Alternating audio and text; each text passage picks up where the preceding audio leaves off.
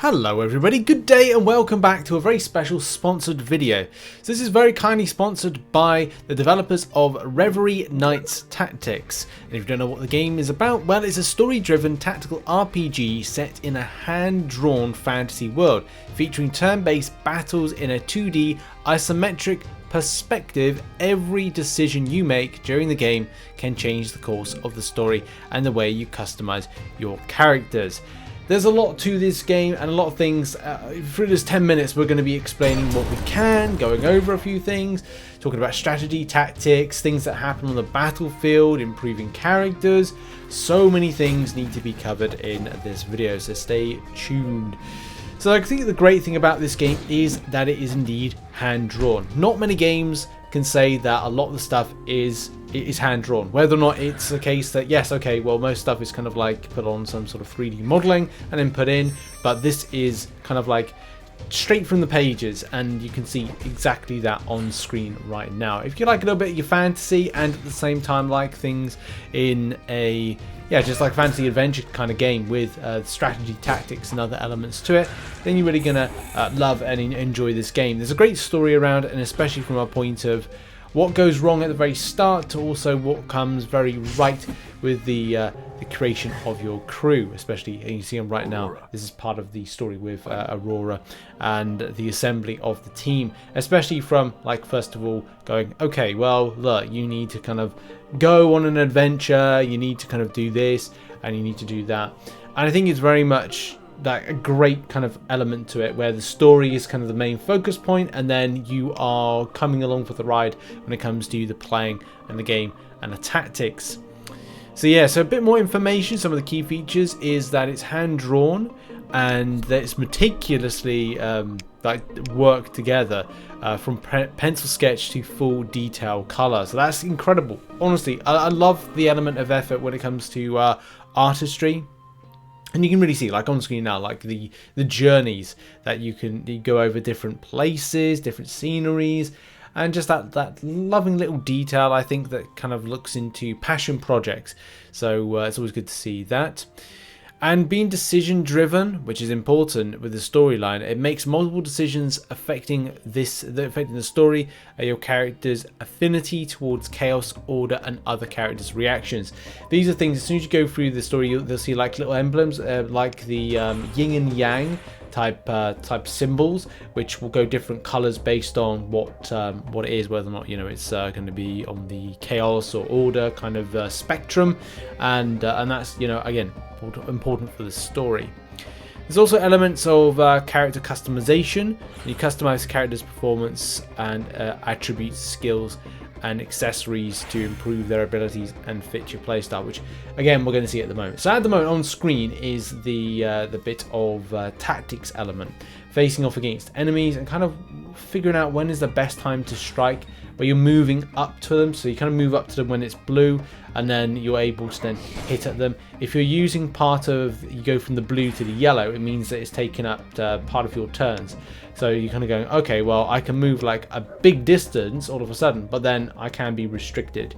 There's also team attacks and other elements as well that if you like team up with your sister, you're able to do a nice bit of combined damage, which is very helpful to combine and like smash the enemy, which is a very nice. It is very, very nice. There are certain things like objectives when you go into some of the battles, like, okay, try to like knock one of the enemies back. And one tactic I'd use like there is just kind of go like, right, well, from a strategy standpoint, I decided to come back, but we got the win in the end. Especially trying to complete some of those objectives, because you can get some things like coins, which are able to you're able to kind of buy some more stuff.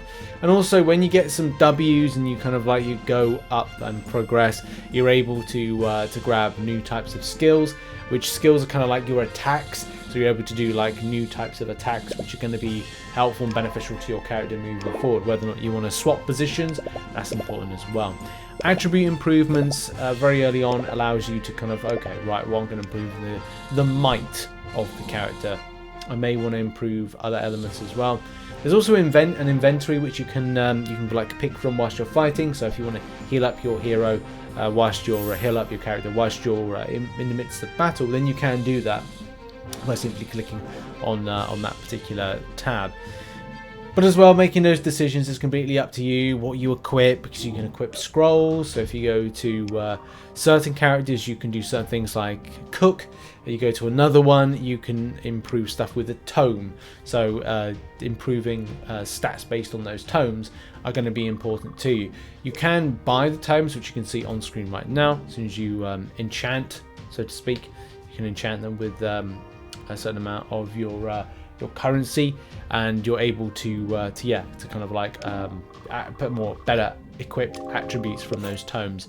So that's something as well to kind of like say, hey, you know, if you want to make some improvements, and you've got those options for you. Exploration, you can find your way through an expansive map, unlocking secret quests, solving puzzles, and exploring scenarios and dungeons filled with evil and danger. So there's all that as well to kind of look forward to when it comes to the game as well. All that lovely stuff. And yeah, loads of kind of like you've got these like little kind of characters right here. You've got the chef, as I said a moment ago, where you can go and get some food kind of made for you, which is good. Like, you know, if you need to kind of like get your berries, combine them into something, which I think combines into candy, and you've got that option there to do that, which is good. It's good, even though I kind of like say I hate sweets, but it's all about it's dialogue and interaction. So you've got those things right there. Garlos, although it looks like it should be Carlos, but it's Garlos. And with the items there, we added in some candy, which is going to help me kind of get health back. So you can go you can pick some items as well from the battlefield. So you could smack a big flowery thing, and it turns out it gives you berries, and that's good because then you're able to kind of take that back to your camp, and in your camp you're able to have those berries combined into a candy, which is great. From other elements of like fights, when you go on your journeys, because you'll go to explore, the fights are pretty cool. Okay, I would say that you do need to keep your head on a swivel. I did find at times there were some fights towards, say, the fourth map or fourth place to explore that was a little bit difficult, especially because there's multiple enemies, and trying to balance like who you're fighting is going to be important as well, and who to focus on is important. So some great stuff when it comes to like distance fighting and throwing some spells. There's also some other bits like the kind of the plants on the battlefield that either you destroy them, you get something back, you click on it and you'll be able to find out. By the way, if you click on them, it'll say like damage radius of things. If you kind of smack it, it's going to do some damage. If you hit some of the other plants, then there's going to be some bonuses to you. And also there's some crystals you can pick up during your fight, which is going to be either more than likely beneficial for you, improving focus and all that stuff. Look towards the right hand corner about doing some of the objectives, and I did use a few tactics of getting one character out of there because I didn't want her to be killed off, and I wanted to heal her up, which is like, it's good to use the items. There's certain tactics which will allow you to do certain things to a radius or an area, like do an earthquake, which is one thing that I did with this character, which is Brigadine? Every time I look at that, it reminds me of like Brigadier, which is something in the UK. Brigidine, or Bridget? No, Brigadine. Anyway, whatever.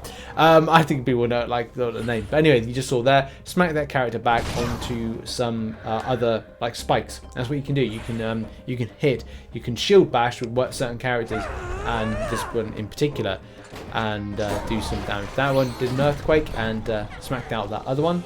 But you can like knock certain enemies into flawless victory there. But you can knock certain characters into spikes and other things that are on the battlefield, which is again pretty cool. And you can do the same, same thing about select skills, getting plenty of skills and all that stuff. But yeah, it's all good stuff. It's all fun stuff at the end of the day, and it's pretty simple things as well. Good strategy in battle is very very important, but also at the same time, I would say that you can like pick and choose what you're doing or what you want to improve your characters.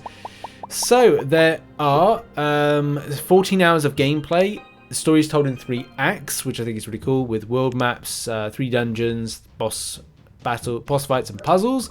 There's more than 35 different battle encounters, and you can play with up to 4 characters with 14 skills each and 11 team attacks. and there's so much more to the game as well. So go and check out the link in the description down below. And as well, you know, you can craft things, create things. There's so many things going on with the game. As I said, it's all about tactics, strategy. So if you like these kind of like very kind of easygoing, casual, but also kind of mentally strategic type games, go and check it out. Link in the description down below. And thanks to Reverie Knights for sponsoring this video with a fantastic tactics game.